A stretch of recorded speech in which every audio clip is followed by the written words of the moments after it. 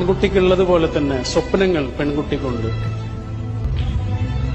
അത് തടയാൻ ഒരാൾക്കും പടച്ചോൻ അവകാശം കൊടുത്തിട്ടില്ല. എത്രയോ പെൺകുട്ടികളെ നമുക്കറിയില്ലേ, കല്യാണം കഴിഞ്ഞതോടുകൂടിയൊക്കെ എല്ലാത്തിനും ഫുൾ സ്റ്റോപ്പായി.